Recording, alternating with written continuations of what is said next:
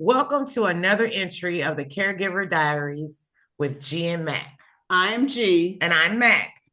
Today, before we get started with our special guest, yeah, let's get a catch up. What's going on? Oh, okay.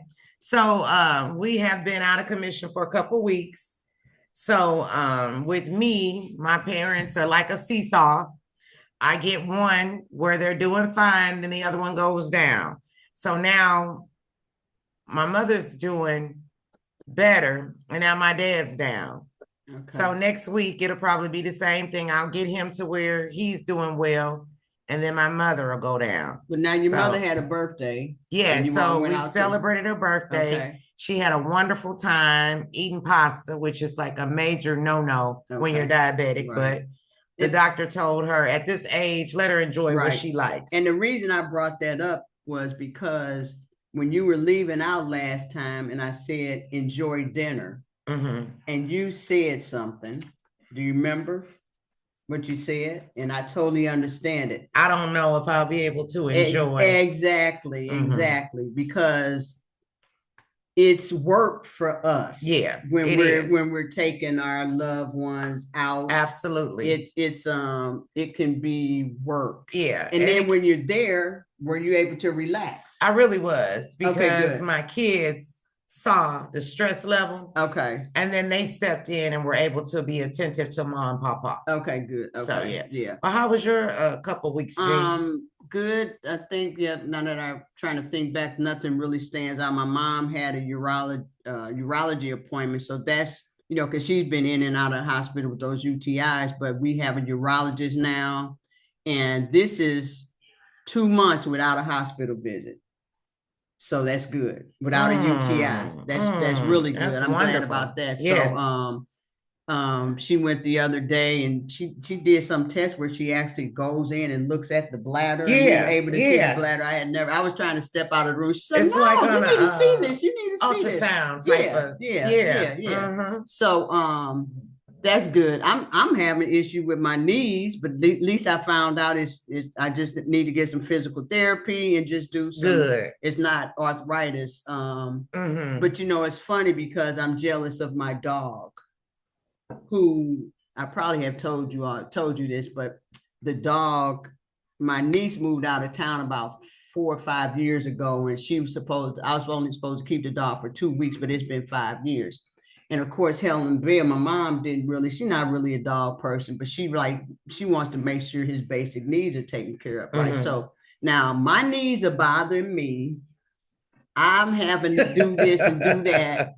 She doesn't ask me about my medicine for my knees. She said, aphasia, did you get a dog his medicine? So of course, I had to make sure she gets her medicine. And then now, between the dog's medicine and that monthly fee, our maintenance fee thing, I'm paying $175 for the dog. So I'm trying to make sure my mama gets her medicine. I'm trying to make sure the dog has his medicine. And then, of course, there's me. So, maybe your mom looks at it as though the dog can't speak for itself. Okay. She can't really communicate for herself. So she's taking care of her needs and the dog's needs. Okay. So you got to look at it like that. Okay. Well, the dog can't take care of her though. Right? No, but she knows that she's gonna be all right. I'm not gonna take it out on the dog because I love him. But anyway, so I just wanted to catch up before we get, so now go ahead. All right. Well, today, as we mentioned to you before, we have a special guest that will be joining us today. And she will talk with us about self-care and living our best lives. She is Dr. LaChrisa Crenshaw, who has worked in the field of social services for the past 30 years. Dr. Crenshaw has her doctoral degree in education and her master's in social work. Dr. Crenshaw has a passion in educating, encouraging, mentoring, coaching children, youth, adults, and seniors. She holds with great dignity and concern about the community.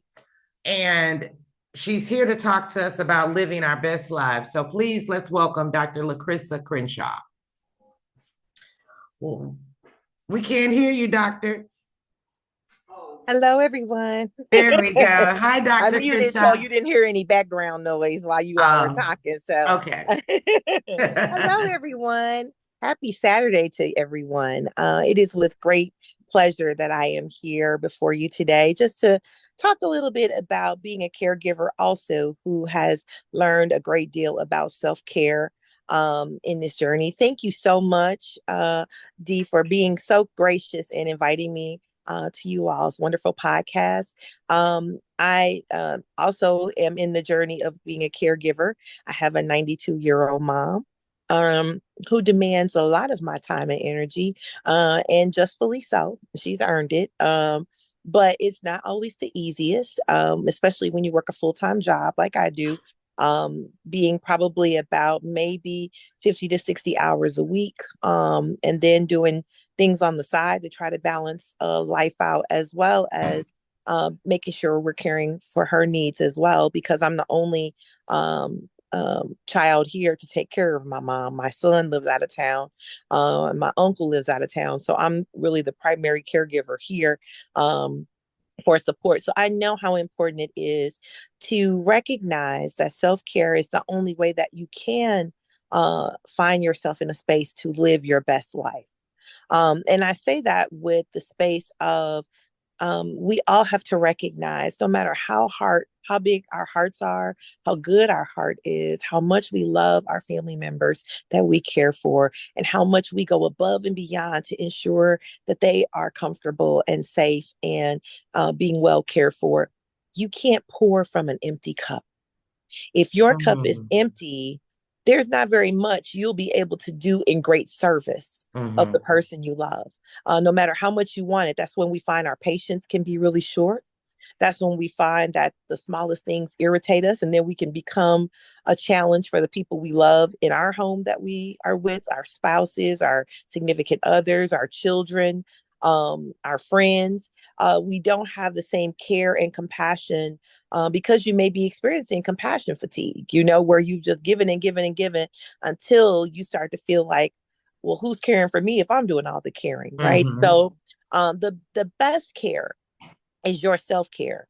And it's not selfish. A lot of people think when you think self-care, you're thinking, oh, that's kind of selfish. You're supposed to be trying to help your family. You're supposed to be trying to help your parent. You're supposed to be trying to help whomever it is that you're providing this primary care for. But self-care does not mean you're selfish. Self-care means that if you are in a good place, you're going to be in a better space to even support the ones that you love and care for as well. So it's kind of like if you've ever taken a plane ride and you get on that plane and they're going through the instructions of, in case of emergency, how to break glass. The first thing they say when those masks drop down, who do they tell you to put it on first? Yourself. Yourself. That's right. Because here's the reality. If you're helping everybody else put theirs on, you don't have one on, you are no good to anyone else, because eventually you're going to lose your momentum, fall out, whatever. And then all the good deeds and intentions you have are gone just right there. So you put that mask on yourself first. And when you know that you are in a great place, then you're able to support others as well around you, including the person that you're caring for. So self-care is not selfish. It actually is showing that you really do love the person you're caring for, because you're also taking care of yourself as an immediate person to be able to care for others. I love that. So just keep that in mind. It's not selfish to do self-care first. Number two, the thing you want to remember is a lot of people think, oh, it just takes too much time. I don't have time for all of that. Okay. A lot of times people are like, well, I don't have time to go get a massage or go to the spa, or I mean, my day is already, my week is already, overwhelmed. I can't do anything. Well, self-care, you can do in 2 minutes, you can do in 5 minutes, you can do in 10 minutes, or you can do in 30 minutes. Now, if you are able to go and take a full day away, that's amazing. But many of us, that's not the reality. So we have to go from a space of, in 2 minutes, what can you do? 2 minutes might just be being still and saying a quick prayer to yourself, if that is where you are. 2 minutes might be just taking a few deep breaths and allowing yourself to calm down, because if you allow that oxygen to get to your brain, you're able to think a little bit better. A lot of times when we're stressed and we don't realize it, we're shallow breathing. So we're not even getting the rush of oxygen we need to our brain to be able to find the solutions that are within.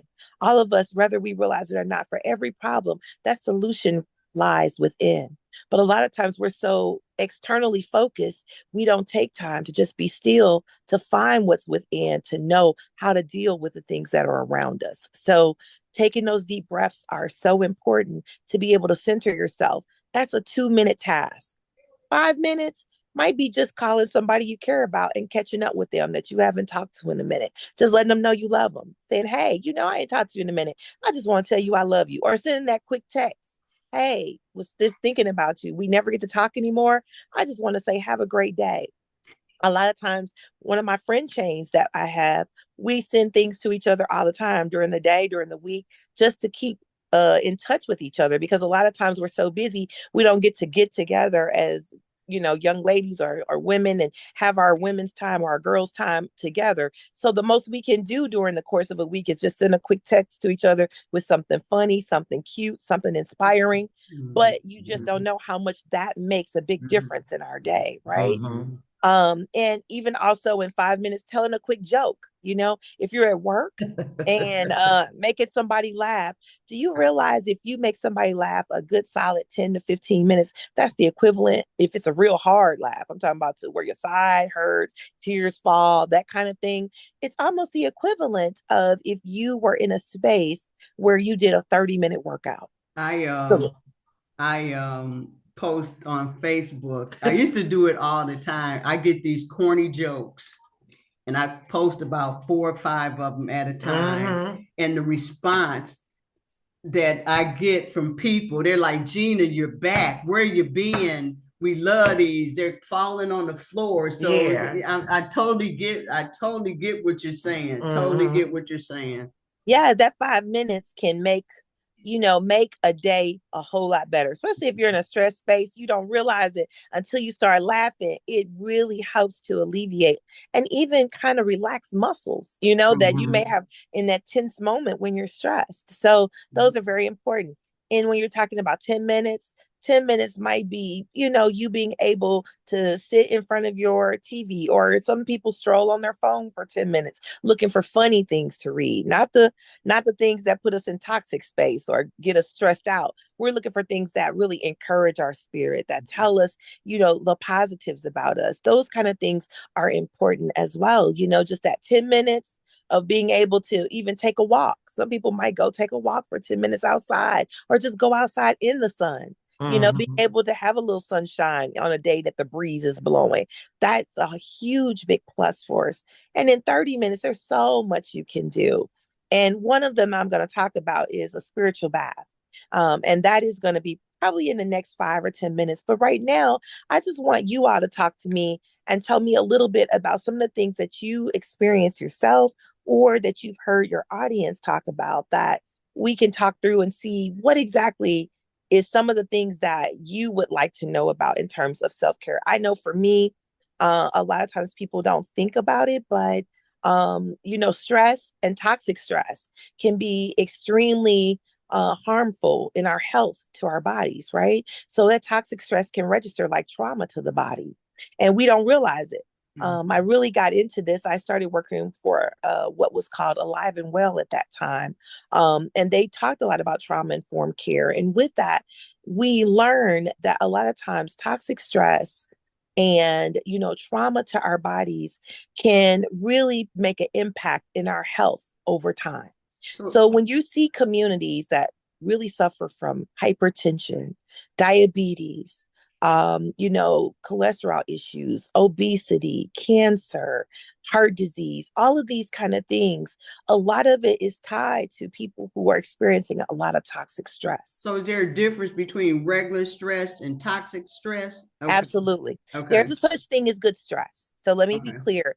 Everybody experiences stress on some level. So I know a lot of times people be like, oh, I'm too blessed to be stressed.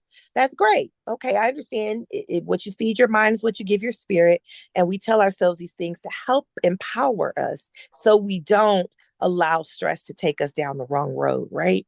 But everybody experiences stress, and not all stress is bad stress. Some stress can be motivating stress, right? So I'll give you an example of positive stress. A positive stressor might be you just realize I need to get me a new job. You get this new job and it's the first day of work. So on that first day of work, your nervousness might be, I hope I like this new job. Oh my God, I hope the people on the job are nice to me. I hope I like my boss. I hope I can find a good parking space when I get to work and don't have to walk too far.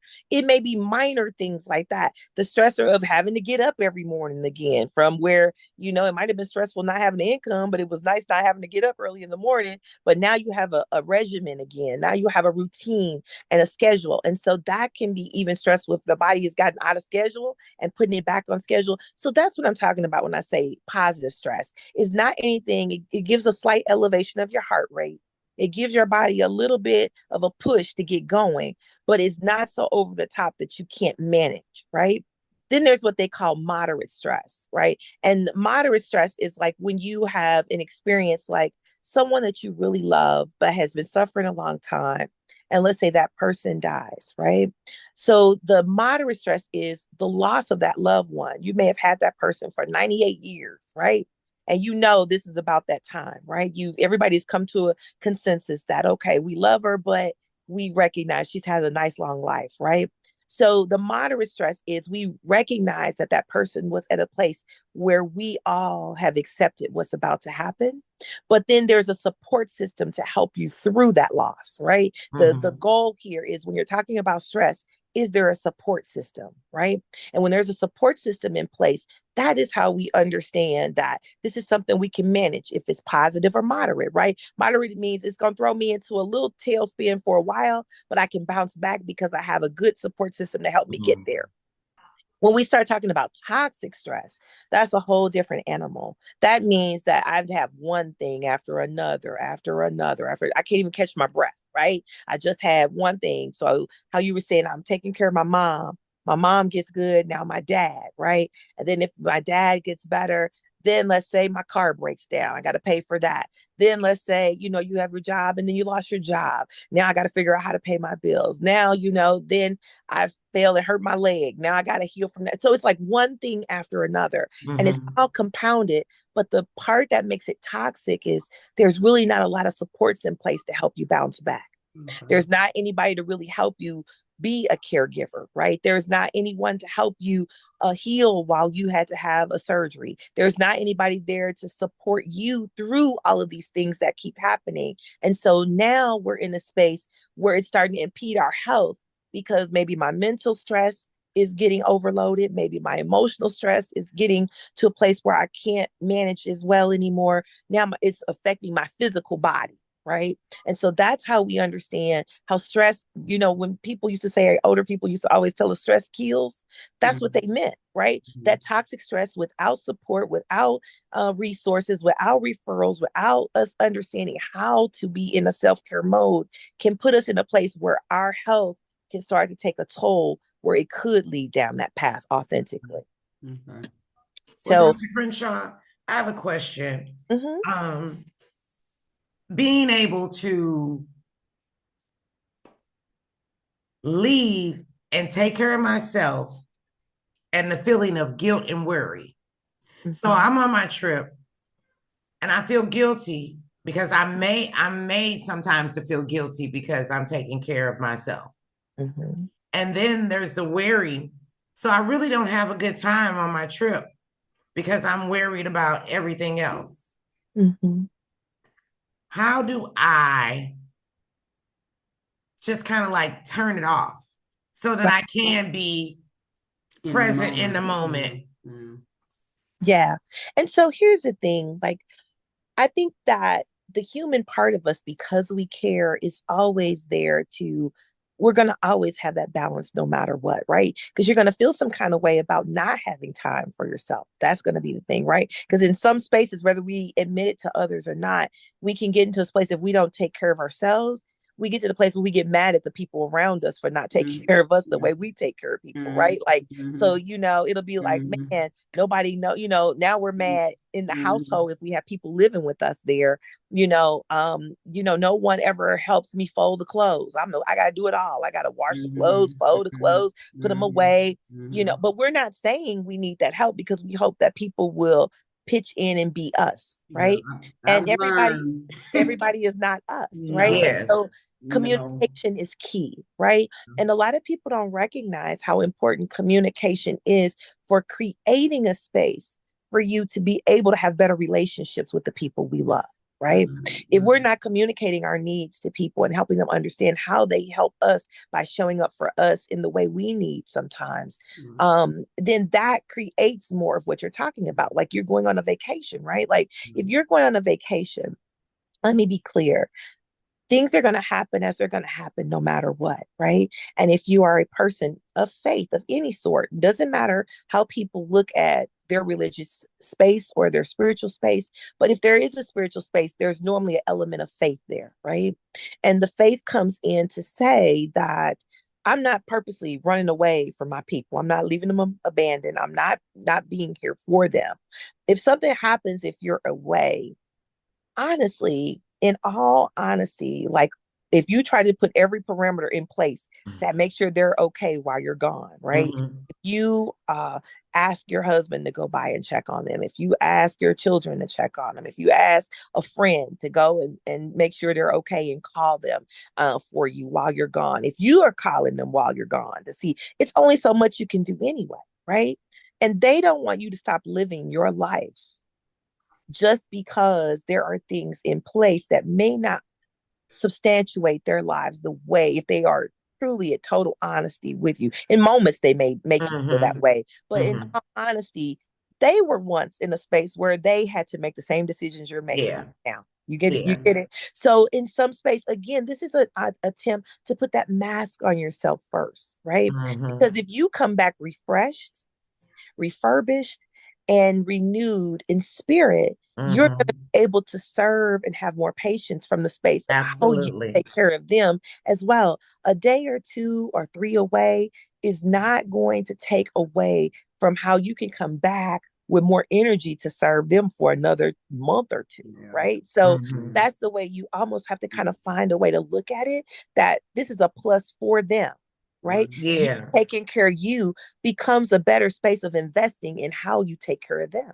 And I mean, I've had to learn how to do, to do that. I don't take long trips anymore because my sister doesn't come and stay with my mom anymore. So, but I will do my little weekends, and I had to finally say, it doesn't have to be a family member that's here with my mom. My mom has a good caregiver who genuinely loves my mom, I think, and I can pay her to stay, and I feel anxious when I leave, but it's like, I'm always driving because I'm never flying any places. I never go very far, but just the drive does something to me. It just, sometimes I have my playlist going and I sing the whole way there. And people probably look in the car and say, who is this crazy woman?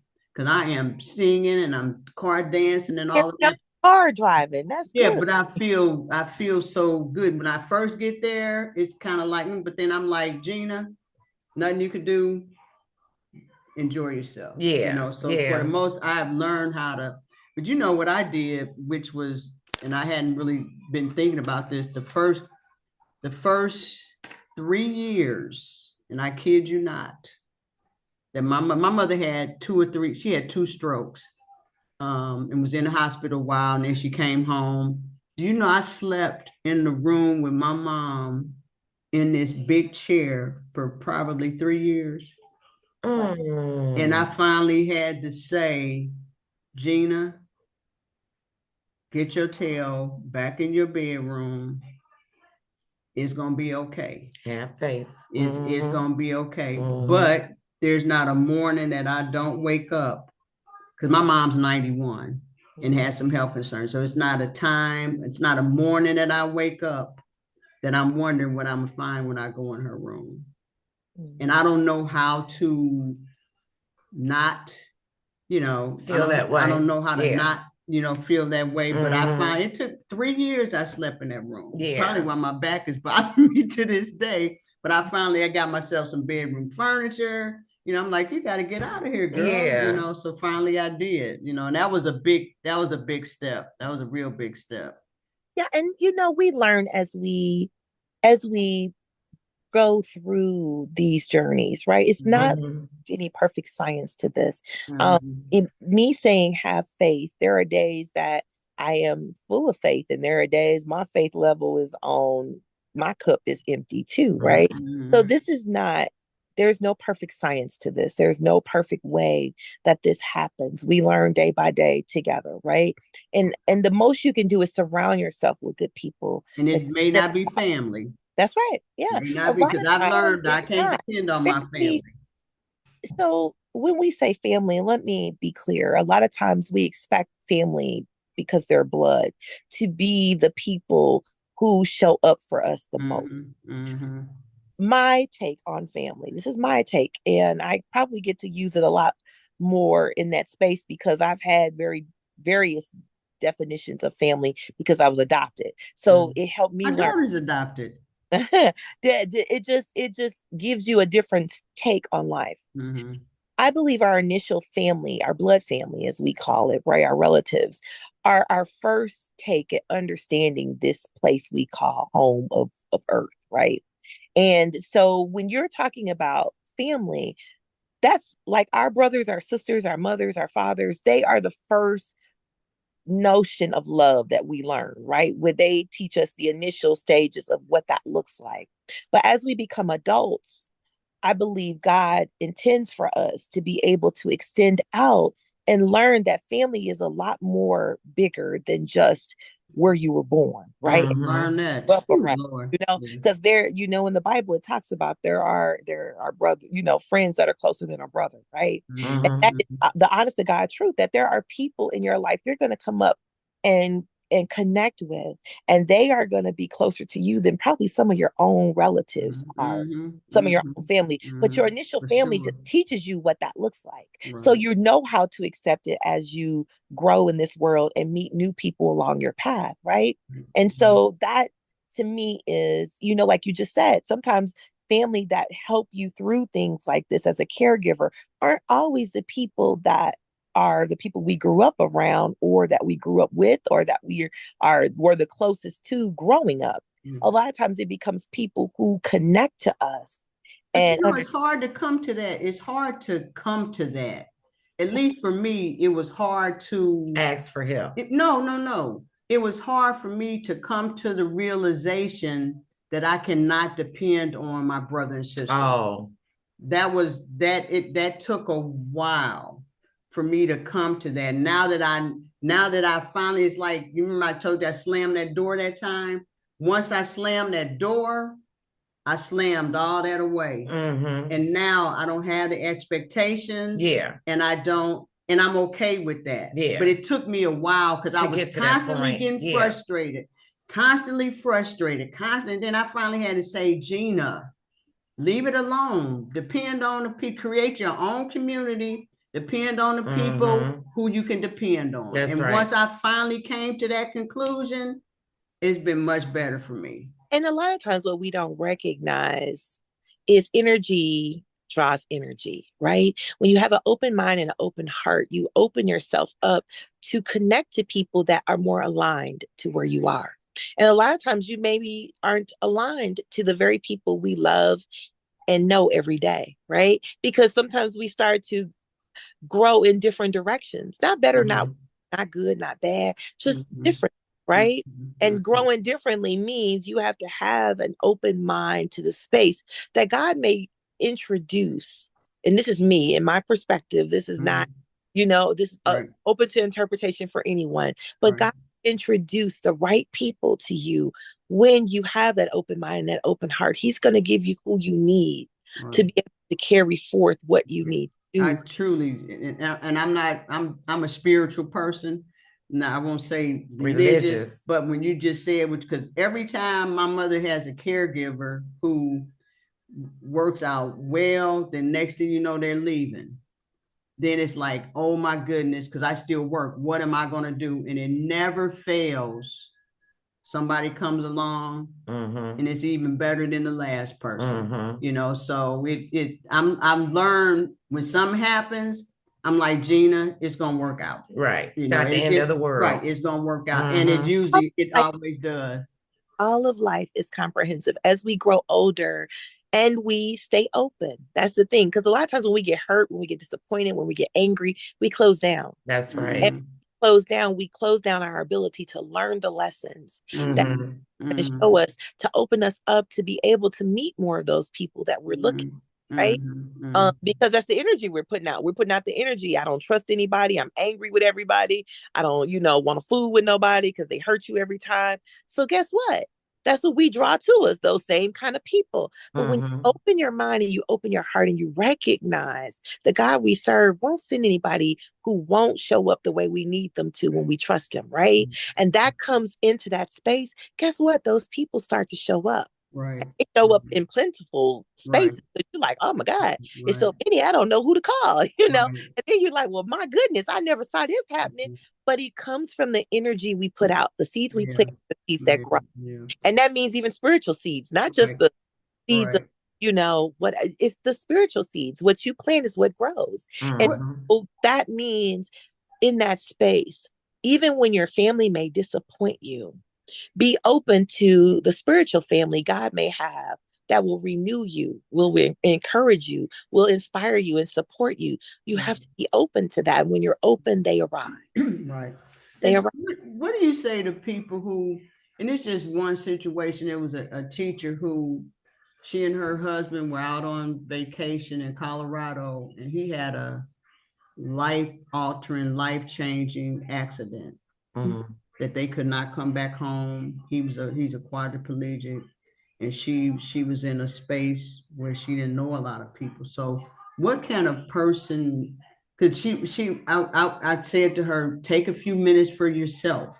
And it almost felt like I was cursing her out, because from her perspective, this is traumatic. There's nothing that she can do. But I think when you talked about the 2 minutes, the 5 minutes, the 10, that makes it breaking it down like that. Right. Yeah. Well, even with the 2 minutes, a lot of times what we think is the space of, too much. I don't have any time. I don't have any time. But here we are. We don't recognize we waste time being in a space of being angry sometimes, being frustrated. You can 30 minutes and not even realize it, sitting there going on, folks. You can call on the phone and rant and rave for a quick 30 minutes, no problem, blink of an eye. And that's why I say it's always good to try to recenter yourself. All of these emotions are necessary. You do get mad sometimes, and there are times you need to vent, right? But just like you can see there's time to vent when you're angry, just like you can see there's time to be upset when you're upset, or to cry when you need to cry, right? All of these emotions we can have, and we put no limit on how much time it is, right? That we go through those emotions. That's the same for self-care. The same is true. Like, those 2 minutes are equally crucial to you being able to be in a space so you can keep the right mind frame to be able to draw the energy that you want, the positive energy to restore your soul, and keep you in the place as a caregiver, right? And so that 2 minutes, again, may be, you smelling some flowers that you bought, fresh cut flowers, want to take time to smell them. Go look outside your window, just see what's happening in the neighborhood, being able to drink some water. You can see, wait, I can't even water.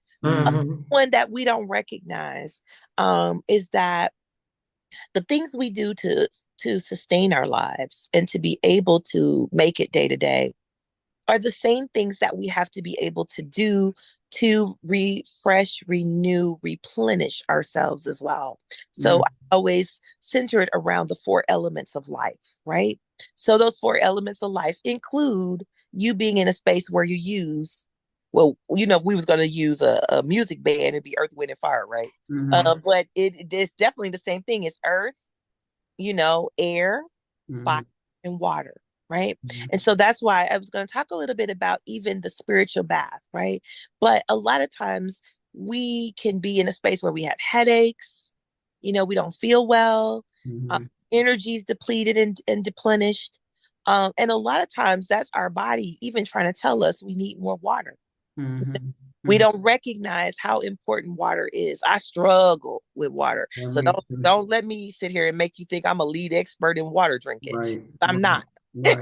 I'm struggle bus number 10 too. Yeah. So when we're talking about those 4 elements of life, we're going to take it where a spiritual bath is the greatest way you can do a self-care. It's 30 minutes of your full day. 30 minutes. If you can give yourself 30 minutes, you can replenish yourself. That will have you in a good space for the week. So what's that look like? Set your water as hot as you can bear it. 30 minutes is all you're going to be in there. So when you're able to get in the water, that's where you start your countdown. You're in there for 30 minutes. That water replenishes you. It pulls toxins from your body. It allows the nutrients to get into your body. If you have some sea salt in there, which is your earth, a lot of times parents used to always talk about them taking baths with what? Epsom salt. It doesn't have to be Epsom salt. It can be pink, pink salt, sea salt. It can be, the mineral salt. It can be any kind of the salts that you like the best, but it's earth. And it's also a place where your body can replenish itself. It helps you with the elasticity in your skin. It helps your body to get rid of, again, toxins, and it heals. So it's very healing. And a lot of times it even helps your skin stay young looking. So that's the next piece. That's the earth. If you're talking about breathing, that's air. You want to be able to take some deep breaths when you're in there. Because a lot of times when you're stressed, you're not breathing deeply. So you inhale, breathe deeply, give yourself some time, allow the oxygen to get to your brain so you can find the answers within. They're there, but you have to breathe to get to them. So breathing helps in that space. And then if you have some fire, that's going to be some candles in there. You want natural light. You want all of the fluorescent light. You want those lights off. You want natural sunlight coming in. You want your candlelight to grow and glow. That's going to help you be in a good space where your mind can come down and be at ease for it. So that's equally important in that space. But those things, doing that for 30 minutes, listening to some soft music, not the kind of music that puts you in the mood, making you want to get out the tub and call someone. But the kind of music that you can do spiritual music, you can do jazz music, you can do classical, whatever will relax you and put in a good space, again, where you can think positive thoughts and see what may be able to help you. That is a self-care practice of 30 minutes that can change life for a week. And you had, before we start recording, you had some you had a couple books, you had some tools. I couldn't think. Can you share those tools before? Yeah, the tools for the toolbox. I showed you the water. That's the first one. But then here are some things you can do as well. It's a bath bomb. I don't know. Scoot it over a little bit. Over, down, down, down. Yeah, there you go, right there. That's also got sea salt in there as well. We have a book that you can use that's going to give you a lot of this is Embrace Your Power. So being able to what feed your mind is what you give your spirit. So you want things that actually feed your mind positivity, because when you're in a stress space, you're not thinking like that, right? So you want to be able to put those kind of thoughts in so they come out as seeds planted for you, okay? Okay. When we're talking about fire, again, we got some sage here. You can take some fire as well, burning what sage. Is that? Sage. And so it cleanses. So a lot of times people are always talking about cleansing the area where you live, right? Sometimes you don't realize if you got people that come over, their spirit may not always be on the best energy, right? So I heard that on the radio, just on the Karen Hunter show on Urban View. A lady was talking about burning sage to get rid of negativity in her environment. Wow. I hear you talking about it. It does. We are made up of a field of energy. So you want to be able to balance it out, right? So energy is huge. I need to go buy a whole big old thing of sage. People come and drop negative energy in your space. Yeah. Our energy changes. So you've been in a good mood. You be like, oh, this is a great day. Then I used to call like slip rock. from the Flintstones. It can Mm-hmm. go wowsy, wowsy, woo woo. Get that Mm-hmm. person in their Yes. drains everybody. So Yeah. in a good space, here Mm-hmm. gone now, right? They the Mm-hmm. energy vampire. So that sage helps with that. So that's what you would I think. need that sage for myself. For me not It for does me it for not you to too. It's good for you. when I have to do one of those bathroom runs with my mom, Oh, I need to burn a little sage. And I'm telling you, it's excellent for clearing Okay. bad energy. This Okay. go with lavender in it, so you can Yeah, I rest do it like across that. your eyes. Heat Okay. it up for about 10 seconds in the microwave. It's great for Now what is that? Scoot it over to see it. What is that? it's an eye pillow. So aromatherapy Okay, eye with lavender. pillow, lavender if you like scent. Okay, I do. In there, you heat it up for about 5 seconds, maybe Okay. 15 seconds in the microwave. Okay. And across your eyes. It's great for tension headaches. And Okay. this is a book about breathing. Can you see? Uh-huh. Breathe. So it's about different ways and techniques for different things you need to be able to clear your mind and to be able to solve problems and to be in a good space and to have that good energy we're talking about. And then we have a vision book. Sometimes if you write the vision and make it plain, it helps you be in a space where you can see possibilities. Even when you're in a space where there may be a lot of challenges, those things that you write eventually manifest if you read them over and over again. They last. There's something called mindful cubes. And so these have you throw them out and it tells you what to do that day, how to be in a mindful space that day. And it gives you the prompt. So if you can't always think of it, there are things created to help you think through what self-care can be. Where do you get mindful cubes from? And then where do you get that? And everything I just showed on Amazon. Okay. Nice. Right. Okay. We would like for you to send us a list of those. Okay. And then we can put those, we can post them. Post those. Yeah.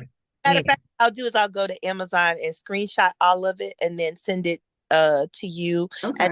And just feel free, however you want to transfer it to everyone. But whatever you do, just if you use one of those tools every single day, they're going to help get your mind, body, and spirit more in alignment to deal with stressful situations and to be the best caregiver you ever wanted to be for the people that are dependent on you, but for you to be in a good space too. Because if you take care of you, that's the best way you take care of everybody else. So Mac, I'm going to challenge us.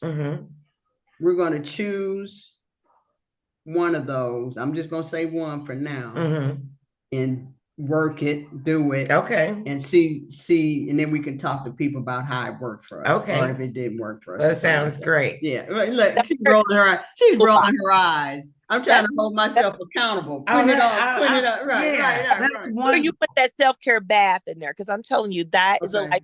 Well, see, I used to. I'm weird sometimes. I would take a bath. I was taking a bath every day with my candle, just chilling.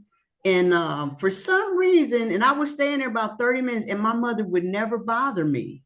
It would be so funny. Now, get this, my name is Gina, but she every now and then she said, Gloria. She called me Gloria to make sure because she knows I fall asleep in the bathtub. And then all of a sudden I just stopped doing it and I just started doing these long showers, but I can sit in my shower. So I do 30-minute showers, but the bath, I need to revisit the bath again. Better because a bath is all about restoration, right? Yeah. Muscles. I never thought about it, like you said. It's allowed. It's a that is allowed for your body to be in a space. Yeah. So yeah. Okay. Well, Dr. LaChrisa Crenshaw, we would like to thank you for being our special guest today. You were magic. And that little plug was for Dr. LaChrisa Crenshaw because she is the author of a children's book that you can buy on Amazon called You Were Magic. And I just want to thank you for coming on, being our special guest, talking with G and I about self-care. I wrote down and I learned a lot. So I appreciate it. We definitely will have to have you back on. Yes. Definitely. So, and thank you so very much. So, thank you for joining us on another episode. Another entry of the Caregiver Diaries with G and Mac. And remember, who cares? G and Mac cares. Take care. Thank you. Bye-bye. Bye. It's still recording. Here it is. Stop it.